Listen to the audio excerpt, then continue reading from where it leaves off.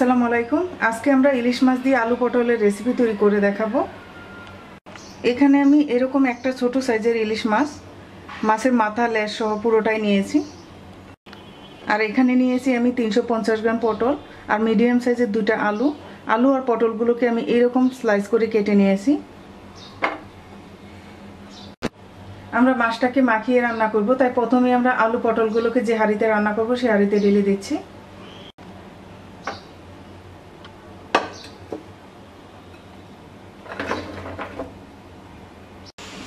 এবার দিয়ে দিচ্ছি হাফ কাপ পেঁয়াজ কুচি,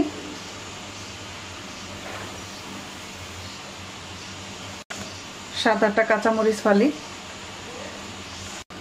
1 চা চামচ মরিচের গুঁড়া, 1 চা চামচ হলুদের গুঁড়া, 1 চা চামচ ধনিয়ার গুঁড়া, 1 চা চামচ ভাজা জিরার গুঁড়া, 1 চা চামচ আদা রসুন বাটা, স্বাদমতো লবণ, 3 টেবিল চামচ তেল,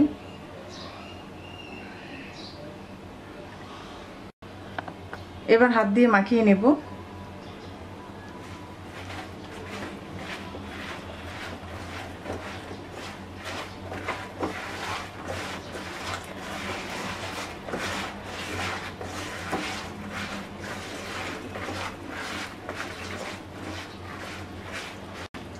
মাখিয়ে নেওয়া হয়ে গেছে, এবার আমরা মাছ দিয়ে মাখিয়ে নেব।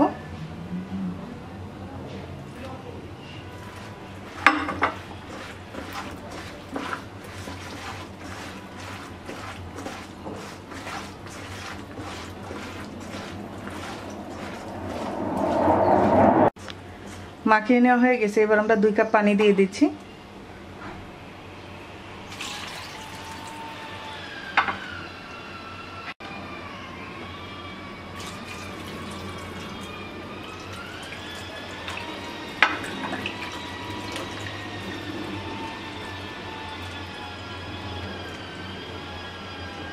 এবার আমরা ঢাকনা দিয়ে চুলায় বসিয়ে দিচ্ছি। প্রথমে আমরা হাই হিটে 5 মিনিট রান্না করব।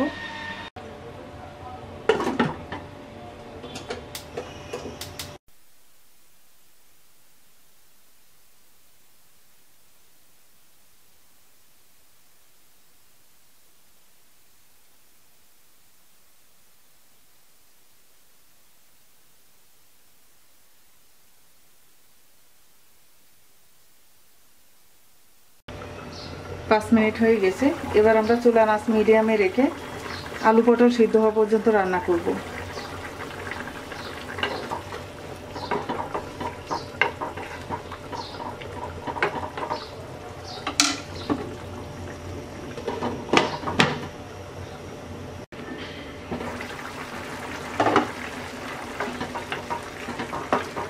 আলু পটল সিদ্ধ হয়ে গেছে, এবার আমরা ধনেপাতা কুচি দিয়ে দিচ্ছি।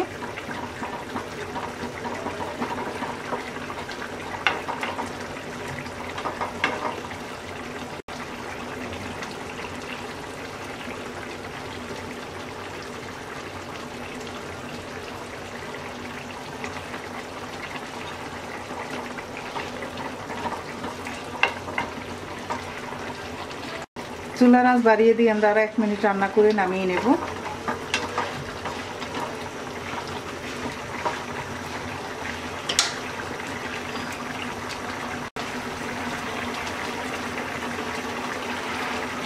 এক মিনিট হয়ে গেছে, চুলা অফ করে দিচ্ছি।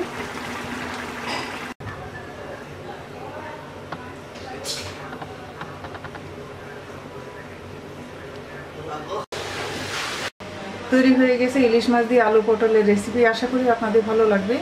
আজকে এই পর্যন্তই। সবাই ভালো থাকবেন। আল্লাহ হাফেজ।